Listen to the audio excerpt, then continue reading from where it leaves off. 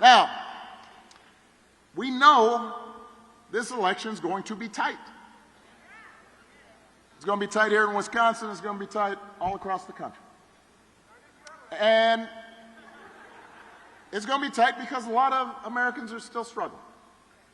You know, as a country, we've been through a lot over the last few years. We forget sometimes.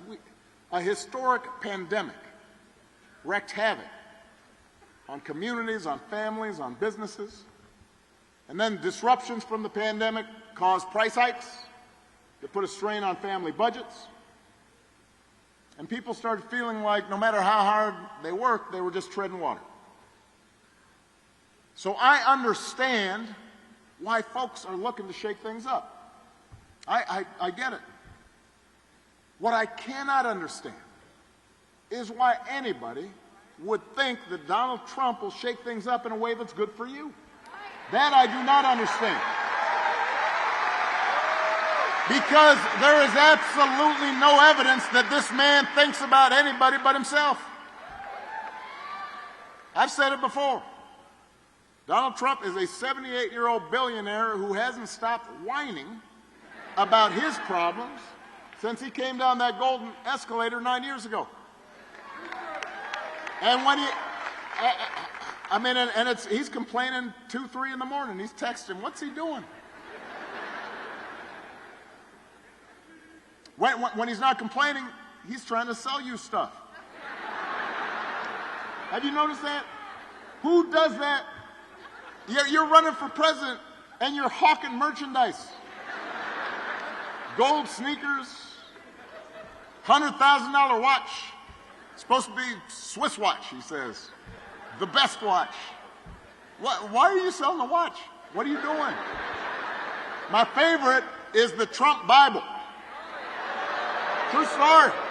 True story. I mean, it's embossed with his name right on it. Donald Trump edition, right next to Matthew and Luke. Donald. And I'll give you one guess where those Bibles are made. He's Mr. Tough Guy on China, except when it comes to making a few bucks. You cannot make this stuff up.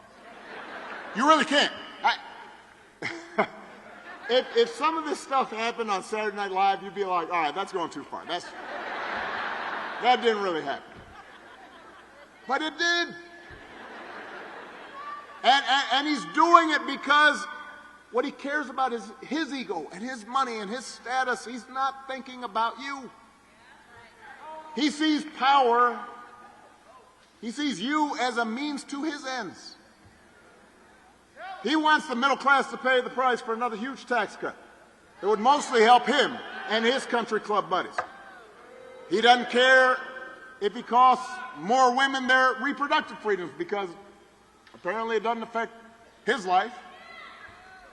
Most of all, Donald Trump wants us to think that this country is hopelessly divided between us and them. Now, for him, us means the, quote, real Americans who support him. Anybody who doesn't, they're them. And he employs this strategy like politicians have for millennia, because having people divided and angry boosts his chances of being elected. That's his focus. Is this going to help me, not is it going to help you? And along with those intentions, there's also, as Tim talked about, there are questions about his competence.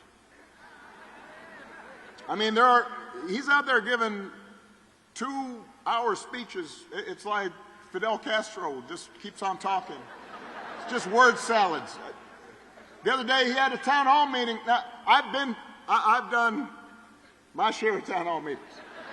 My experience is the goal of the town hall meeting is you meet with your constituents, with citizens, with voters. You answer their questions. He decided, no, I'm not going to answer questions anymore. Let's just play music for half an hour. So he's standing there and he's swaying Ave Maria and YMCA. And, you know, the governor from South Dakota. She's standing there with this weird look on her face, like she doesn't really know what's going on. She's like, it's like a hostage video. Can you imagine if Tim did that, or Kamala did that, or I did that? Now, our playlist would be better, but it would be. But you would say to yourself, this is odd behavior. He called himself the father of IVF. No, I have no idea what that means. You don't either. He said January 6th was a day of love. Hey. You're going to hear this from me. Do not boo. Vote. They can't hear you boo. They can hear your vote. That's the way to send a message.